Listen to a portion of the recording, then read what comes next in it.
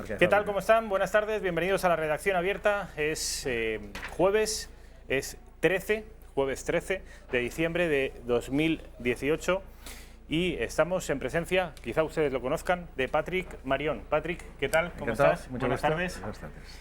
Seguro que lo he dicho mal, no, fatal. No. Patrick es fácil, pero Marión será Marion, ¿no? Efectivamente, si quieres ponerle el acento francés sería Marion, pero bueno, aquí, como vivo aquí desde hace muchos años, yo ya estoy acostumbrado a que me digan Marion sin problema, pero sin acento en la O. Me dicen Patrick, que las gafas golpean al micro, entonces a ver si te las puedes quitar del cuello, por favor. Y el micrófono Fuera. los tienes bien, las puedes dejar aquí, no hay ningún problema. Bueno, a Patrick Marión lo conocerán ustedes porque ha estado durante mucho tiempo colaborando con esta casa, con este mismo programa, con Xavier Cajo. Es francés, a pesar de su acento, que podría pasar perfectamente por cualquier, no sé, español de Valladolid, Madrid o Valencia. Es decir, es una persona... Yo le preguntaba porque Gracias a mí me por el interesaba. piropo. Es un piropo, ¿no? Entiendo que debe ser un piropo. Pero, ¿tú te consideras extranjero aquí en Madrid? Yo me considero francés, es decir, yo soy un expatriado. Yo vivo aquí en España muy a gusto, he desarrollado aquí toda mi carrera profesional, una buena parte de ella. Me siento muy francés, pero también muy adaptado a la forma de vida española y a su gente, a sus leyes y a lo que he podido hacer aquí a nivel profesional. En fin, las personas que tienen, entiendo que es una virtud, es una suerte, como es tu caso, de vivir entre dos países, de ser no solo bilingüe, sino bicultural, me lo decías antes de empezar el programa. Efectivamente. Hay veces que padecen un síndrome que es que aquí en España eres el francés y en Francia serás el español. Eso es cierto. Eso te ocurre, ¿no? Eso es cierto, es muy cierto. Y suelo defender en mi país, en Francia, las cosas buenas que hay aquí, de la misma manera que trato de defender aquí en España las buenas cosas que yo considero que hay en Francia, aunque ya no vivo allí de forma estable, ¿no? Es que, pero bueno, ¿Eres francés, Patrick?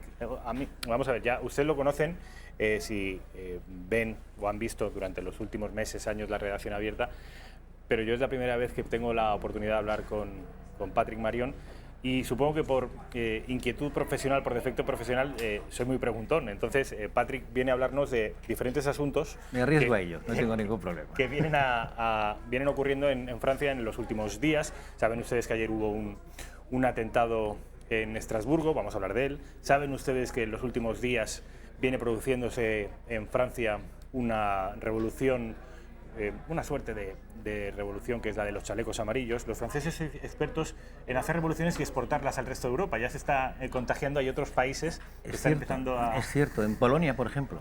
En Polonia, sé que en Alemania hay algunas zonas que también la gente se viste con un atuendo amarillo fosforescente para reclamar cosas similares a las que están reclamando los franceses. Decía, Patrick viene aquí a hablarnos de la actualidad política francesa, pero yo no me resisto a hacerle algunas preguntas en tanto que ciudadano francés. Bien. Patrick, yo supongo que dices que vives aquí desde hace mucho tiempo. Así es. ¿Qué es lo que más te gusta de los españoles? Que entiendo que eso va a ser fácil. Y luego te voy a pedir que me digas qué es lo que menos te gusta de los españoles o de España. Ya, bueno, no me esperaba este tipo de interrogatorio, pero bueno, vamos a ver, yo creo que aquí en España se vive bien, razonablemente, se vive en una democracia que también existe, con con una serie de pequeñas trabas y tal, pero bueno, que aquí están, pero también en Francia ahora, no te creas que las cosas son tan fáciles, ¿no? Pero que yo te diría que, retrotrayéndolo o no a mi experiencia personal, aquí he vivido una experiencia personal interesante. He trabajado aquí muy a gusto con españoles, franceses, americanos también en mi profesión y ahora, pues bueno, desde hace pocos años no estoy jubilado. Pero bueno, digamos que España me ha aportado muchas cosas y me he sentido sobre todo muy a gusto y sobre todo me he adaptado bien, ¿no?, al estilo de vida español. Se dice, y sobre todo a raíz de la guerra contra Napoleón 1808-1812, que en España persiste cierto sentimiento francófobo. Bueno, por aquello de la vecindad, sí, de todo lo que venga más allá de los Pirineos, puede... En fin, esto en las capas populares, esto ya está diluido, pero sabes que ha sido así. No ocurre, por ejemplo, con los portugueses, quizá porque los miramos con cierta condescendencia, pero nosotros quizá, algunos de los españoles interpretan que en Francia se nos mira a nosotros como nosotros miramos a los portugueses, con cierta condescendencia, con un sentimiento de paternalismo, de... ¿Hay algo de eso? Bueno, algo de eso hay, pero eso forma parte un poco de la historia negra, ¿no? entre Francia y España, ¿no? Evidentemente, entre dos países limítrofes que han tenido que soportar entre ellos pues, guerras, invasiones y demás, pues claro, eso no deja demasiados buenos recuerdos, ¿no? Pero te diría que de la misma forma que eso ocurre quizás entre Francia y España, ocurre quizás también entre pueblos en Francia, pues limítrofes, por ejemplo. En Francia también han tenido sus guerras civiles, ¿no? Algunas de ellas, ¿no? O sea, toda la realeza contra lo que era, pues, bueno, la libertad y demás, ¿no? La zona del Loira, de Vendée, contra la zona realista, ¿no?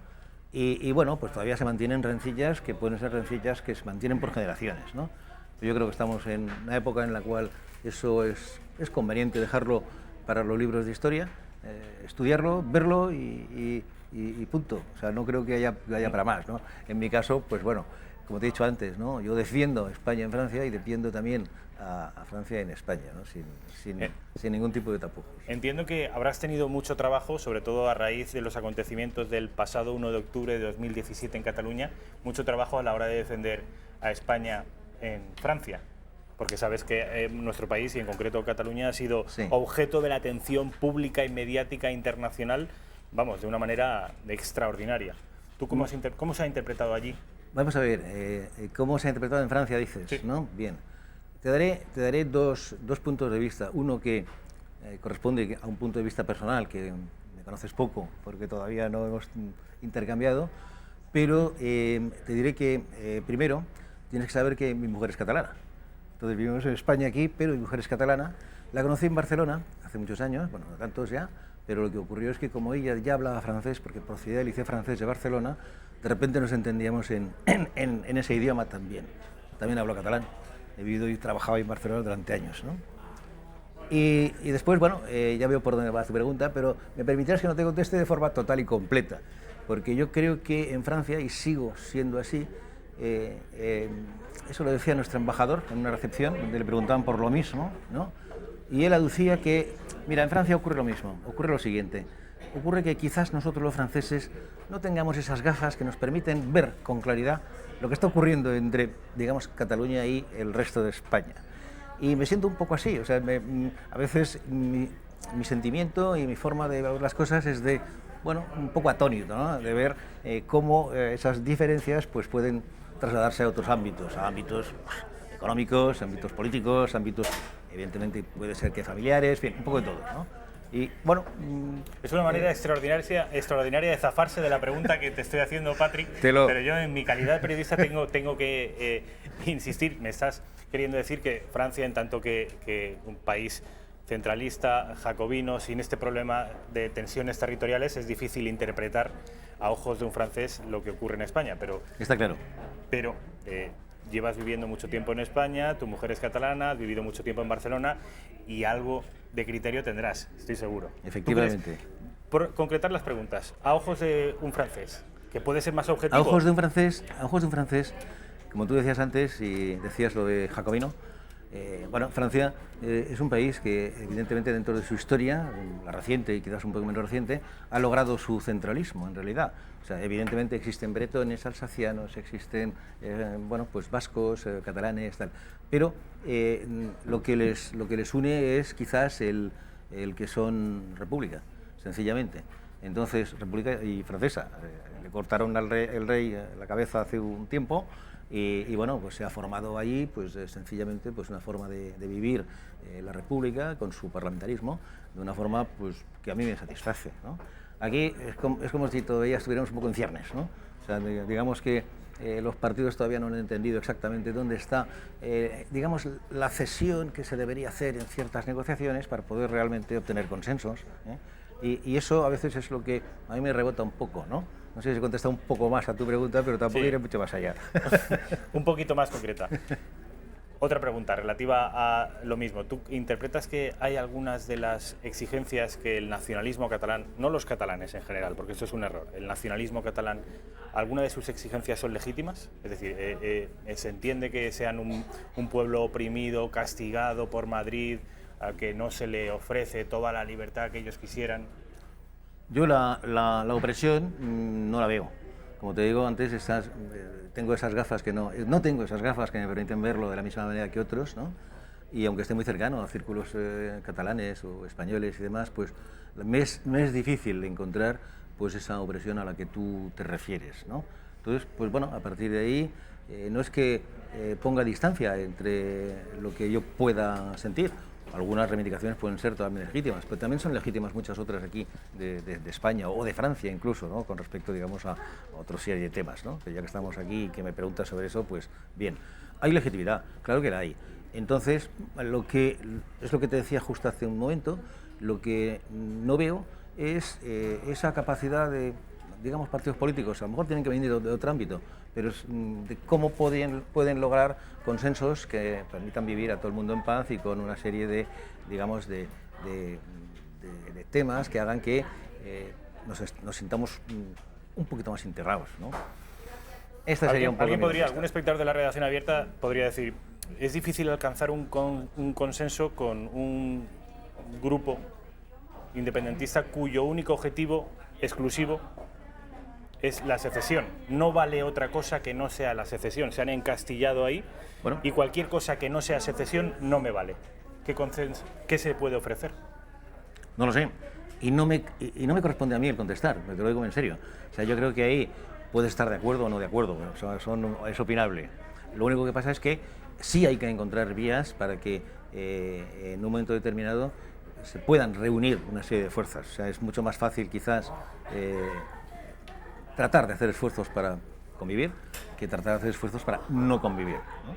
Es sencillamente a dónde diriges el esfuerzo que tienes que hacer si eres partido político o si eres sencillamente pues, un ser humano que lo vive en Madrid, en Barcelona, en Gijón, donde te dé la gana, ¿no? La última pregunta relativa a esta, y que tiene que ver con Francia además. ¿Ha existido en algún momento de este proceso independentista catalán el temor a que pudiera contagiarse al norte de los Pirineos? Bueno, de hecho conozco también un poco la zona de lo que podríamos llamar la Cataluña Norte, ¿no? Perpiñán y demás, pues ahí también se habla el catalán y tal, pero bueno, digamos que el sentimiento, en algunos ámbitos también es pro Barcelona, o sea, pro Cataluña del Sur, por así decirlo, y en muchos otros ámbitos pues no le ven el interés porque están satisfechos con lo que les ocurre en su forma de vivir su república, o sea, Francia en este caso, ¿eh? Pero bueno, ya te digo que estas cosas también pueden ser muy distintas de pueblo a pueblo, o sea, no... Y sobre todo en el norte. Desde el punto de vista español, a Francia, al menos es la opinión que yo tengo, a Francia se la ve como un país particularmente blindado a cualquier tipo de tentación regionalista, precisamente por haber consolidado en los siglos XVIII, XIX y XX un Estado en fin, muy poderoso, centralista, con una educación nacional, con claro, una tricolor que prácticamente nadie discute, que es un Estado, en fin, fue el primer Estado. Sí, estás diciendo que es un Estado quizás más, no quiero decir sólido, pero es un poco lo que trasladas, ¿no? A nivel, digamos, de que las regiones en Francia pues no se sienten tan aisladas con respecto a su república que con respecto, digamos, a su presidente, por así decirlo, aunque hablaremos de ello si quieres. Es la sensación que tenemos aquí. Pero también es cierto, aunque, bueno, claro, los regionalismos, y perdón por la palabra, que en Francia es algo importante también, existen. O sea, tú puedes usar, por ejemplo, el idioma bretón y poder pasar, digamos, unos valores de lengua en bretón para lo que es la reválida, lo que llaman el bac en Francia y demás. O sea, que hay toda una serie de cosas que, bueno, también, pues oye, con eso no se desprecia ni la cultura, que también existe, ni la música, ni, bueno, toda una serie de cosas que pertenecen quizás un poco más a la arraigo de cada zona, ¿no? Siempre se ha dicho que en la comparación España y Francia, los franceses, a raíz de la Revolución Francesa, la Revolución de 1789, lograron hacer un Estado haciendo tabula rasa, haciendo tabla rasa. Algunos historiadores hablan de que se arrasó con las identidades regionales francesas para imponer una sola identidad nacional francesa y que eso, para bien o para mal, no se hizo en España. En España el idioma español se estudió en todos los rincones de España de manera muy reciente. En Francia llevan 3 siglos estudiando francés, porque no hay que olvidar que antes de 1789 el idioma francés que habla Patrick lo hablaban solo una cuarta parte de los franceses.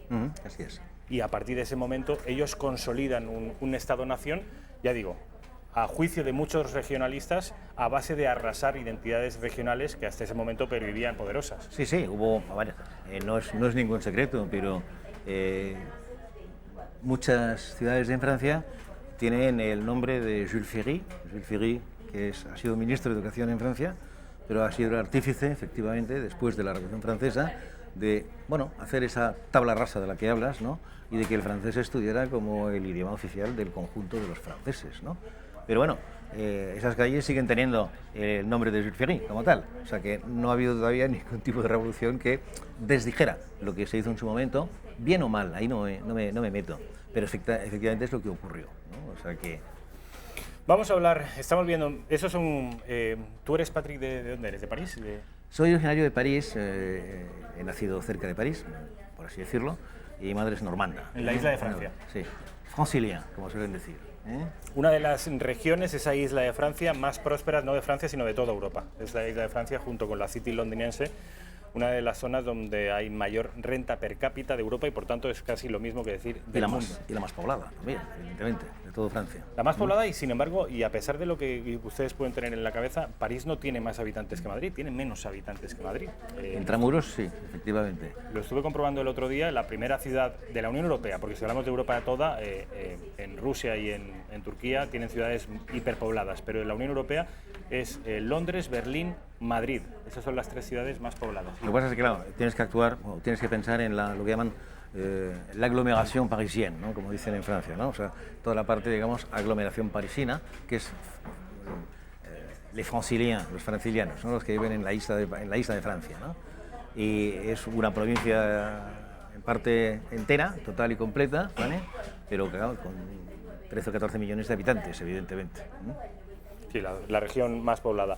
¿Sabes otro de los motivos por los que estamos hablando y haciendo, en fin, arqueología del patriotismo francés y de la debilidad del relato nacional español? Me interesa mucho. Otro de los asuntos por los que Francia es una nación consolidada en sus símbolos, en su marsellesa, en su tricolor y en su Estado-nación, a mi juicio es porque, al contrario que España, el relato nacional francés nace de una revolución. Es decir, claro, de una revolución y, por tanto, las izquierdas, contemporáneas incluso, no sienten rechazo a esos símbolos nacionales que nacen de una revolución donde se le corta la cabeza a los reyes. Aquí en España ocurre al revés, nuestro patriotismo opera al revés. El origen, de manera errónea, pero el origen, a ojos de muchos izquierdistas, el origen del nacionalismo español es Franco. La reacción, la derecha, el conservadurismo, y es por eso que muchas de nuestras izquierdas rechazan, aunque Franco es una gota en la historia de España, pues desgraciadamente tenemos esa imagen. Sin embargo, los franceses, su patriotismo nace de una revolución, entonces las izquierdas lo abrazan. Bueno, si te has fijado, hay imágenes impactantes, ¿no? De estos, de lo que han llamado por llamar, pues la revolución de los chalecos amarillos, de esto, ¿no? Sí. Si te has fijado, muchísimos chalecos amarillos tienen la bandera francesa por las calles también, o sea, no están rechazando nada que no sea ellos mismos, ¿no? ¿Qué pretenden? Mejoras, sí, vale, ahora hablaremos de ellas si quieres, ¿no?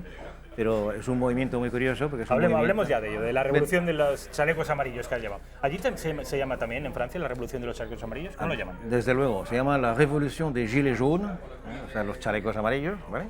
Y bueno, pues era una forma de identificarse muy hábil y muy fácil de obtener, puesto que todos tenemos uno en el coche, y realmente es una revolución que ha salido también pues, de las redes sociales, ¿no? A partir de lo que quieras, de WhatsApp, de Facebook o de lo que te da la gana, ¿no? Que en vez de poner likes para decir que está muy bien, han generado pues, una conciencia social y que han generado también esos movimientos que se han repartido por toda Francia en partes iguales, ¿no? O sea, en París ha sido algo más catastrófico, y valga la palabra, pues porque ha habido pues, muchas exacciones, ¿no? Y bueno, y nace de una insatisfacción que, evidentemente, el culpable puede ser Macron, puede serlo, lo digo con un punto interrogativo, pero es que de la misma manera ninguno de los partidos políticos de la oposición lo ha visto venir tampoco. O sea, es que ¿Dónde se llame... ¿Cuál es el origen? ¿Por qué ocurre esto? El origen es, a ver, digamos que la espita, como quieras llamarlo, digamos, o la forma en que ha nacido, o la chispa es la gasolina. Es decir, vamos a ver, pero ¿qué ha ocurrido?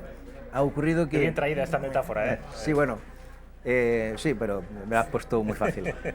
Lo que te quiero decir es que si esa chispa ha prendido con el tema de la gasolina, date cuenta que, eso lo leí en algún artículo hace unos días también, y dices, coño, es verdad, tú pagas impuestos en España, los franceses los pagan en Francia, hay momentos privilegiados donde pagas tu impuestos sobre la renta o te viene sobre, bueno, tus pertenencias o lo que sea y tal.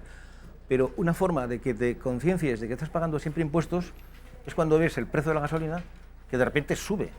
Y cada semana, cuando rellenas tu depósito, otra vez estás pensando en lo que te han aumentado los impuestos y pagas una gasolina más cara. Déjate de que el petróleo sea más caro, que también. Pero bueno, es una forma de recordar que realmente estás pagando impuestos hasta cuando metes la gasolina en el coche, que todos lo sabemos.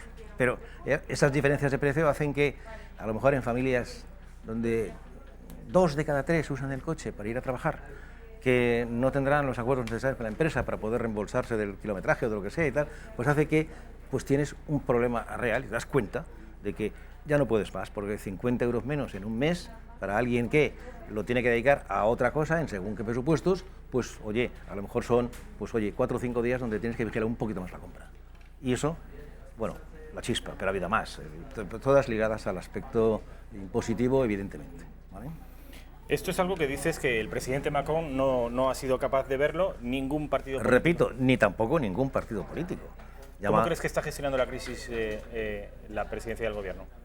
Yo, no es ningún secreto, y lo he dicho en esta cadena hace tiempo, yo soy un defensor de Macron porque creo que es un presidente que yo creo que muy por encima a nivel intelectual y a nivel también de acciones y de percepción de la realidad que tiene a nivel europeo, muy superior a los demás o los anteriores presidentes de la República que hemos tenido en Francia, y para mí es una pena. Pero claro, esto es un problema de estrategia, ha jugado evidentemente a que el conjunto de estas manifestaciones se van diluyendo poco a poco, pero bueno, ha sido cada fin de semana, cada sábado en París, con destrozos que hemos visto. Hay un apoyo un poco menor, y ahora con lo que está ocurriendo, han ocurrido básicamente 2 cosas estos días. Una, pues hace 2 días, un atentado yihadista en Estrasburgo, sede del Parlamento Europeo, donde si pones cadenas de información continua en Francia, las ves y ves que toda la información se está centrando en la búsqueda, que a las 4 de la tarde, te lo puedo decir, que estaba en casa mirándolo, todavía no habían encontrado al prófugo, que está herido, pero bueno, todas las cadenas daban información sobre el arresto posible o inminente de ese asesino que ha actuado en Estrasburgo, ¿no? Y por otra, por seguir un poco con quién no ha visto o ha visto lo que ha ocurrido con esa crisis de los chalecos amarillos, es que los partidos políticos de la oposición, pero llámalos de extrema derecha con Le Pen o llámalos de izquierda con Mélenchon o con quien sea, se han quedado atónitos con una fórmula que, a ver cómo recuperamos eso para nosotros, que no les ha salido, o sea, Mélenchon no ha podido hacerlo. ¿Qué partido está intentando capitalizar?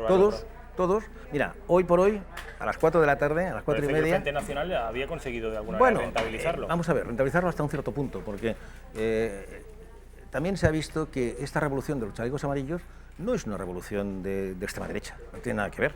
Es lo que llaman actualmente, tiene mucha fama la palabra, es una especie como de concentración transversal, donde encontrabas pues en manifestaciones de chalecos amarillos a gente que podía haber votado centro derecha, como gente que podía haber votado a Le Pen, como gente que podía haber votado a Mélenchon o los comunistas, o sea, daba igual. Y a nivel de estatus sociales, lo mismo. Y a nivel de juventud, lo mismo. Y los jubilados no hablemos también. O sea, es que realmente esa transversalidad es que no hacía falta ninguna entrevista. O sea, lo veías claramente y directamente desde las pantallas de televisión cuando veías una manifestación. Llama la atención, ¿no? El ver todas las edades ahí reproducidas, ¿no? Macron intentó apaciguar a los manifestantes paralizando la ley que según los manifestantes les perjudicaba, sí, pero no ha servido de nada. Bueno, no lo sé. Aún es pronto para decirlo, ¿eh? Yo creo que yo confío en las acciones que puede hacer el gobierno actualmente. La visibilidad que se le está dando, digamos, a las medidas de Macron, pues son de sentido común, pero que también arreglarán quizás no total y completamente lo que ocurre, habrá que ir más profundamente, pero creo que está decidido a hacerlo, ¿eh? Pero date cuenta que lo que se ha debatido esta tarde es una moción de censura al gobierno francés, que evidentemente no saldrá o no ha salido en estos momentos, ¿no? No saldrá pues porque la mayoría parlamentaria de los 577 diputados de la Cámara lo tiene la República En Marche, lo tiene Macron, y no suman, o sea, no suman. Pero sencillamente ha sido una forma de, también para los partidos, evidentemente, de utilizar toda una serie de argumentos que salían de los chalecos amarillos y decir, es que esto ya lo decíamos nosotros, pero pasa es que no nos había hecho caso. Y lo decíamos hace un año o hace, yo qué sé. Y bueno, pues te encuentras reivindicaciones que hoy por hoy unas partes quizás sean relevantes del partido de Marine Le Pen, porque efectivamente las tenía apuntadas en su programa, y otras pues de Mélenchon, y otras del centro derecha también. O sea que dices, bueno, estas reivindicaciones existen. El partido de Marine Le Pen, ¿tú lo ubicas en la extrema derecha? Voy con la extrema derecha en Francia, sí, porque hay partidos de derechas, o sea que si queremos geográficamente tenerlo un poco limitado, sí. Es extrema derecha. Sí. Sin embargo, recibe muchos votos de población que votó incluso a la extrema izquierda en el pasado. Bueno, ¿Cómo se explica ese fenómeno? Eso es cierto. Hablan de que es un fenómeno complejo, identitario, pero... El fenómeno es complejo. Desde un punto de vista económico, mira, incluso alguien no podría ser calificado de derechas. Mira, el fenómeno es complejo, pero claro, digamos que el nacimiento también, y mucha de la ideología de lo que es el partido de Marine Le Pen es, digamos, de tipo populista. Entonces, bueno, dentro del populismo también encontrabas ese tipo de reminiscencias o ese tipo de formas de actuar en lo que es el Partido Comunista. Cuando el Partido Comunista en Francia perdió fuelle por completo y ya no era capaz de formar digamos, un partido como Dios manda, lo que hicieron muchos votos del Partido Comunista fue largarse al partido de Le Pen, porque defendía claramente valores de pues, el trabajo, el dinero, el nivel de vida y los impuestos a la baja. Bueno, pero ha ocurrido así, efectivamente. Ahí estamos hablando de lo que ha ocurrido en Francia con los chalecos amarillos. Venimos en los últimos años hablando de Francia. Casi siempre que hablamos de Francia en los últimos años tiene que ver por algún asunto de convulsión social, casi siempre relacionado con la gestión de la inmigración, con las políticas populistas, con los atentados terroristas de tipo yihadista. Es decir, tengo la sensación que si España tiene un problema de tipo territorial, Francia tiene un problema a la hora de haber gestionado la inmigración. Y cuando hablo de inmigración no me refiero solo a los recién llegados, sino a los franceses de origen, por ejemplo, magrebí, que no acaban de estar perfectamente integrados del todo. Bueno, ¿Francia tiene ese problema? Sí, existe, es una realidad. Vamos a ver, pero es que es cierto que en la inmigración anterior de hace años, donde aquí te puedes encontrar, digamos, a gente que ha venido de Argelia y que a la segunda generación son franceses. De hecho, hay muchísimos personajes que de la vida pública, sí, de la vida pública o privada, que pueden ser, pues, oye, adaptados perfectamente a un nuevo papel, a una nueva vida y demás, ¿no?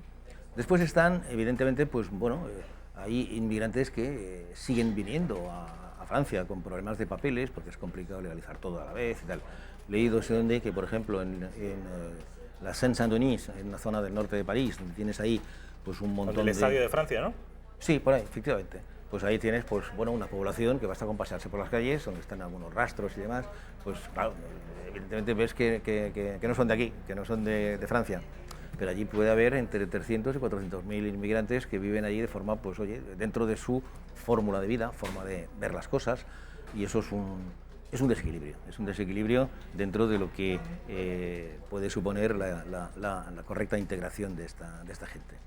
El problema como tal lo tienes, mira, uno de los ejemplos el de ayer, que es este terrorista de Estrasburgo.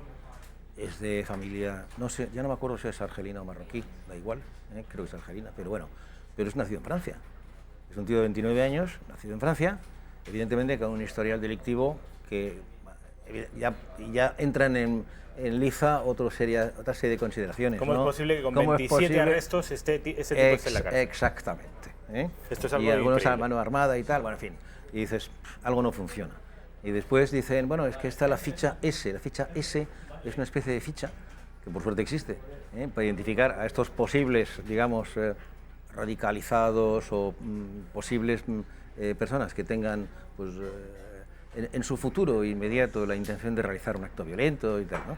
En esas fichas S están clasificadas en, digamos, dos apartados, ¿no? Los que son franceses y los que no lo son, ¿vale? Era una ficha S francesa, porque había nacido en Francia, era francés, aunque tuviera un nombre que, bueno, evidentemente procede de la cultura, está claro. Pero bueno, la fórmula para poder entender, perseguir o sencillamente proteger, ¿no?, a la población francesa de ese conjunto de personas, pues es complicada, ¿no? Patrick, nos tenemos que ir a publicidad, seguimos hablando a la vuelta de publicidad, que me está pareciendo muy interesante todo lo que me estás contando. Muy bien. Publicidad, nada, un minutito y volvemos con Patrick para seguir hablando de Francia, porque voy a seguir acribillándole a preguntas. Bueno, pues ya estamos de vuelta en la redacción abierta de Intereconomía, son las 19:33 minutos, estamos con Patrick Marion, pronunciado en perfecto francés, que es el mío. Lo puedes hacer. Estamos hablando de Francia, de los chalecos amarillos, de esta revolución, que yo le preguntaba a Patrick pues, cuál había sido el origen, cómo se estaba desarrollando, cómo creía que el gobierno francés estaba gestionándolo. Raquel, quítame por favor el pinganillo, el sonido del pinganillo, muchas gracias. Y le voy a preguntar también, Patrick, ¿cómo crees que puede acabar esto? Porque yo tengo la sensación de que se va desinflando, es decir, que ya no va más, que va a menos. Esa es una sensación. Digamos que me gustaría tener esa impresión, y de hecho la tengo, pero claro, como te he dicho antes, yo pues creo en el gobierno que se ha elegido en Francia hace año y medio, con Macron. Pienso que pues quizás no ha estado a la altura de esos detalles, pero que son detalles importantes de vida cotidiana que han hecho que surgiera ese movimiento de chalecos amarillos. Hay que acercarse un poco más a lo que es lo que quiere la población francesa. Lo que quiere es, oye, poder vivir un poco dignamente. Hay pensiones bajas también en Francia, hay salarios bajos, van a aumentar, por ejemplo, el salario mínimo interpersonal en Francia, que no está mal. Son medidas que evidentemente... 1.600 euros, ¿no? Bueno, actualmente un francés que cobra el salario mínimo debe estar en los 1.270 y algo, más o menos, euro arriba, euro abajo. Van a ser 100 más. 1.370. Más, exacto. Pero 100 más a partir de enero, ¿no? Aparte de unas primas también, que, bueno, en eso involucra también a la sociedad, digamos, empresarial de Francia, donde se pretende, no es ninguna obligación, que se puedan entregar primas a fin de año, pero tendrán todo el trimestre del 2019 para poder entregarla, una prima del año, digamos, de Navidad, por así decirlo, con, digamos, una medida fiscal que serán primas desfiscalizadas, o sea, que no soportarán, digamos, gastos de gestión ni gastos de seguridad social ni nada por el estilo. Y bueno, pues eso muchas empresas, encuestas que he visto por televisión, muchas empresas se han apuntado al carro y viendo lo que les ocurre a ellas mismas, pues tratarán de hacerlo en la medida de lo posible, ¿no? Ya te digo, no hay ninguna obligatoriedad a este nivel, ¿no? En cuanto a las pensiones, pues pensiones hay pues un impuesto, no pueden tocar el fondo de las pensiones, pero sí podían tocar los impuestos. En Francia hay un impuesto que se llama la CSG, que es la contribución social generalizada, llámalo como un impuesto añadido a lo que es el impuesto sobre la renta, digamos, por así decirlo, ¿no? Porque el cálculo se hace sobre en realidad lo que percibes, ¿no? Pero bueno, digamos que se distinguía de los demás porque servía para una serie de temas sociales, ¿no?, que también, pues bueno, ha aumentado para los jubilados y para muchos más. Y esta CSG, pues bueno, va a bajar también, ¿no?, que es uno de los logros de los chalecos amarillos, ¿no? Y varias cosas más. Pero bueno, y una serie de compromisos también a término, ¿no?, pues para que se tenga en cuenta los temas ecológicos también, porque bueno, como si estaba muy centralizado sobre dos temas básicamente, ¿no?, sobre el buen funcionamiento de Francia dentro de una Europa unida, y eso se lo ha visto desde el principio, un europeísmo muy convencido, y después un convencimiento real también sobre todos los temas, digamos, ecológicos a nivel mundial, donde, bueno, muchos de esos impuestos iban también a tratar de satisfacer pues las necesidades que requiere un proyecto de este ámbito, ¿vale? Hablabas antes del impuesto sobre la renta. ¿Funciona igual en Francia? Es decir, al final del curso los franceses hacen... Sí. ¿Cuánto es el máximo que paga un francés rico? Pues puede pagar casi un 60%. Sí, 56, 57 o por ahí más o menos. O sea, casi un 10% más que aquí. Aquí lo máximo es un 45, 46. Sí, pero puede pagar un 56, 57 según últimas cifras que he visto y tal, en según qué casos, ¿no?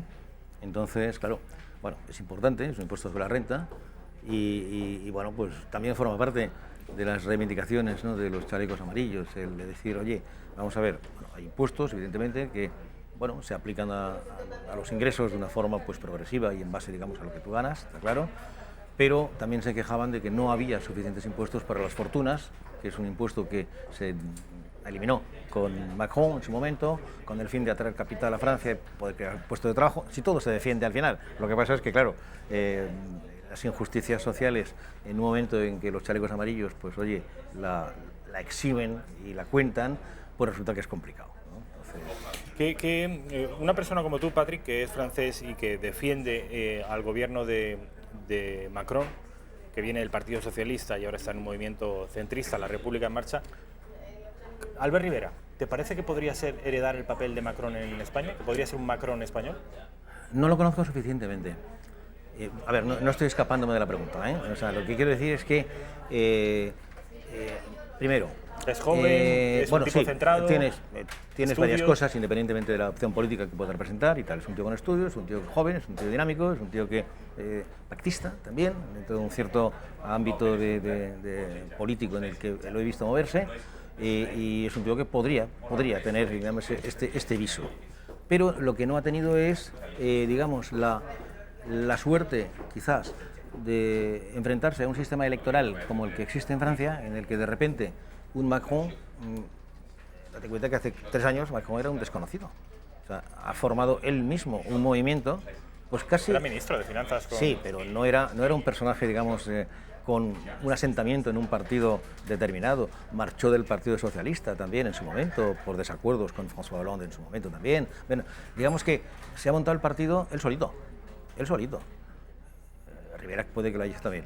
Pero claro, lo ha hecho solamente y para la obtención, digamos, de la presidencia de la República, y durante año y pico en Francia solo se oía hablar de las elecciones y de cómo podían sacar candidatos a la presidencia de la República, ¿vale? Y el famoso sistema a 2 vueltas, donde al fin y al cabo devuelves un poco la responsabilidad al elector, ¿no?, para que él sea el último en tener la palabra, en decir sí o sí, sí o no, perdón. Date cuenta que en el último, en la segunda tanda de las elecciones presidenciales en Francia, los 2 contrincantes, ¿quiénes eran? Marine Le Pen y Emmanuel Macron. Claro, no había más, o sea, no había posibles acuerdos cuadripartitas para... No, era el elector francés que tenía que decir o este o este. La doble vuelta. La doble vuelta. Y ahí fue curioso porque Mélenchon y la extrema izquierda francesa no pidió el voto contra Le Pen. Dijo que, bueno, pueden decir lo que sea, pero bueno, dijo que cada uno haga lo que quiera con su conciencia, que también es un poco lo mismo, ¿no? Pero digamos que ellos... En España llamó la atención y enseguida hubo analistas que decían que según la cosmovisión de Mélenchon y de... ¿Cómo se llama el partido de Mélenchon? Bueno, la France Insoumise. Francia Insumisa. A ojos de la Francia Insumisa, Macron era un ultraliberal, mundialista, globalista y europeísta, y Le Pen encajaba mejor en la cosmovisión, al menos desde el punto de vista económico e incluso también de alguna manera de identidad, es decir, un poco preservar cierta identidad y no quedar sumido en una especie de sopa mundialista. Claro, sí, es verdad. Lo que pasa es que cuando lo traduces, cuando esas ideas a nivel general las traduces a un programa, tienes que decir claramente que lo que yo quiero, si es Marine Le Pen, es Francia fuera de Europa. Claro, eso, pese a todo, me genera un poco de susto, ¿no? Entonces, claro, dentro del programa y en el último debate que hubo entre los dos, pues estaba claro que... Pero lo ha dicho a las claras, ella lo que ha pedido es un referéndum. Ya, pero lo que se veía claramente era que ella lo que quería realmente era salir de Europa. Y quería su propia moneda, y creía también en muchas cosas que quedaron desmontadas en 3 debates. O sea que también hay que tener en cuenta todo eso, ¿no? Ha quedado que seguramente... Dime. No, perdón. Que seguramente, pues oye, en ciertas bases del partido ahora Rassemblement National de Francia, pues tiene sus seguidores, ¿no? O sea, tienes a muchos electores del sistema francés que han votado a Le Pen siempre porque piensan que no necesitan directamente a los europeos para poder seguir viviendo y trabajando. Con respecto a... ¿Te gusta el fútbol, Patrick? No demasiado. No demasiado. Es una de mis... Bueno, digamos que me gustan los partidos importantes, ¿no? Y los veo porque, bueno, digamos que me interesan, pero no soy un buen seguidor, ¿no? ¿En Francia tiene popularidad el rugby? Muchísimo más que aquí. Muchísimo más que aquí, pero no a la altura del fútbol. No a la altura del fútbol, pero no te creas. Vamos a ver, aquí es muy complicado ver retransmisiones de partidos de rugby. En Francia, si conecto la tele francesa que tengo en casa, una parabólica para poder ver todos mis programas, ¿no? Pues de vez en cuando encuentras a partidos de rugby importantes, ¿no? Dentro del club ese de la gente que le gusta el rugby. Tengo amigos franceses que ven también aquí en España y cuando ellos no tienen esa tele y tal, invítame, quiero ver el partido de fútbol, el partido de rugby. Entonces, pues bueno, vemos el partido de rugby como tal, ¿no? Pero tiene mucha aceptación, pero el fútbol también, ¿eh? O sea que la Ligue des Champions y todo lo demás, pues ahí tiene su importancia. En Francia, aunque no seas una apasionada del fútbol, pero te gusta el fútbol, al menos ver los grandes partidos. Serás del Paris Saint-Germain. Sí. Y a que adivino de qué equipo eres en España. Pues no lo vas a adivinar. ¿No? No pues creo. Entonces pero puedes intentarlo. ¿Del Barça? No sé del Barça. Del Atlético de Madrid. Ay, me gusta. Sabía yo que del Madrid no ibas a ser. En Fíjate. Madrid. Pues así es, efectivamente. Entonces veo con simpatía al Atlético de Madrid por todas las razones, ¿no? Viviendo en Barcelona también eras del Tampoco hay Atlético. razón. No, empecé en Barcelona, pues he sido un momento del Barça también. Me gusta el Barça, me gusta cómo juega, tienen muchas cosas que a mí me encantan, ¿no? Pero bueno, digamos que yo soy un muy mal espectador muy mal compañero para ver partidos de fútbol, porque no digamos te que no, pero voy a provocar sencillamente. O sea, me gusta el débil respecto al fuerte, entonces. Ya. Por eso te gusta el Atlético de Madrid. ¿Un francés puede compartir su nacionalidad con otra nacionalidad? ¿Uno puede ser franco-francés? O sea, franco-español. Vamos a ver, sí, las Legalmente, leyes. digo. Sí, No sentimentalmente. No, he entendido la pregunta. Sí, no, las leyes tienen que evolucionar a ese nivel también, sobre todo a nivel europeo, es una cosa que habría que tocar, ¿no? Vamos a ver, en España puede ser español y nada más. O, bueno, pueden tener alguna nacionalidad con algunos países, creo que son Filipinas, Argentina, tal, algunos de esos donde puedes tener esa doble nacionalidad que puedes tener, efectivamente. Entonces, pues, bueno, yo sigo siendo francés, punto, o sea, residente aquí y francés. Pero en Francia puede ser efectivamente doble nacional, o triple, o cuádruple. O sea, puedes, sí. ¿Cuádruple? Tienes que ejercer una, pero puedes tener efectivamente varias nacionalidades, o dos, o tres, sencillamente, o sea, las puedes mantener.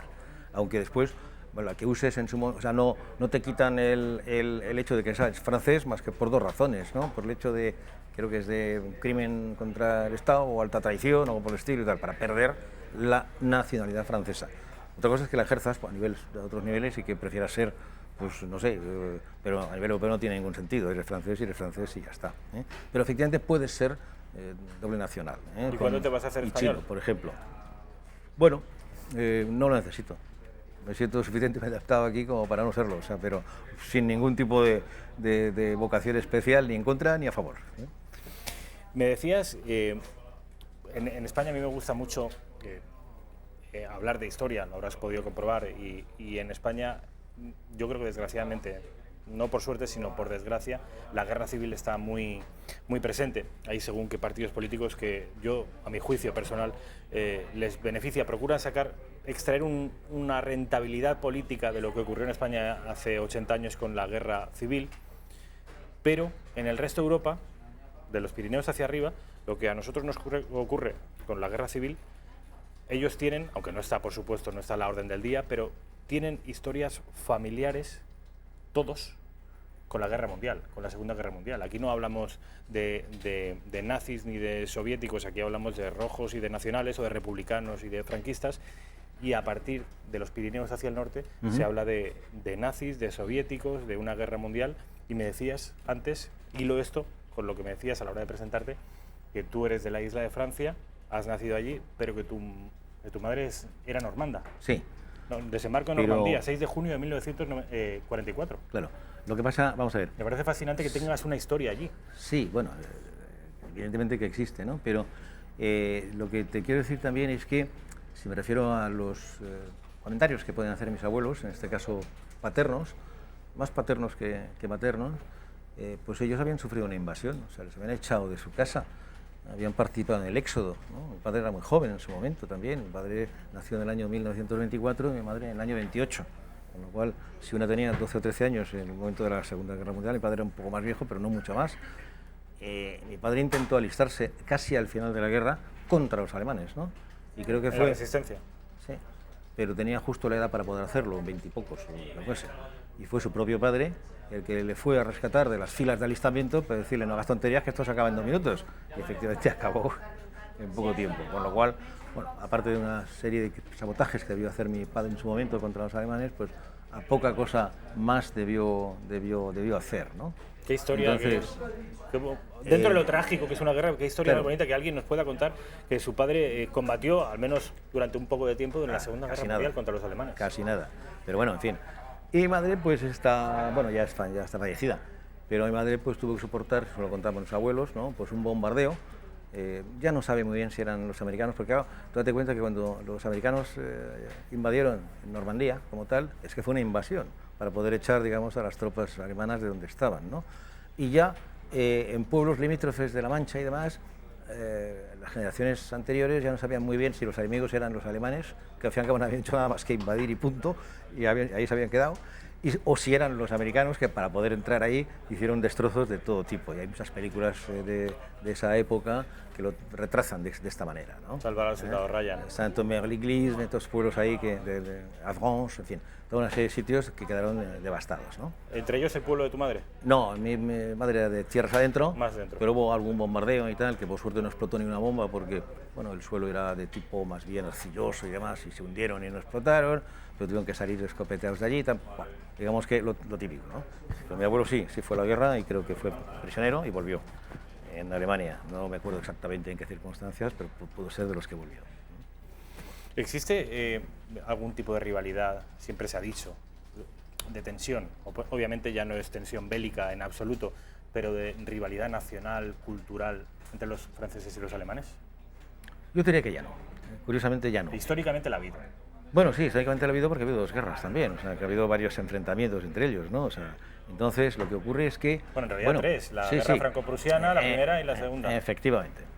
Pero a partir de la Segunda Guerra Mundial, donde los ámbitos, digamos, las ganas de paz eran tan importantes, pues hubo aquella famosa foto, ¿no? De, creo que era Mitterrand con Willy Brandt, ¿no? O Helmut Schmidt, uno de ellos, me acuerdo exactamente. Willy Brandt. Para tratar sencillamente de que, bueno, oye, aquí vamos a crear cosas un poco en común para tratar de que las cosas, pues oye, se diriman. Ya no existe que fue fruto de una serie de circunstancias específicas, políticas, de todo tipo y tal, que hicieron que efectivamente, pues oye, hubo guerra. Pero bueno, en los 2 bandos ahora, estos 2 bandos como tal han desaparecido.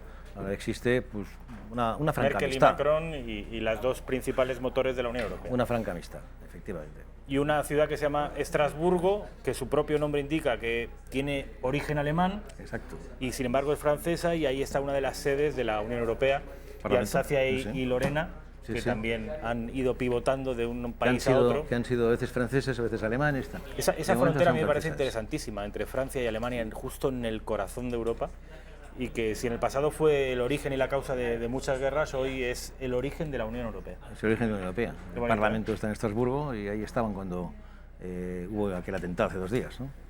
Patrick, ha sido un verdadero placer.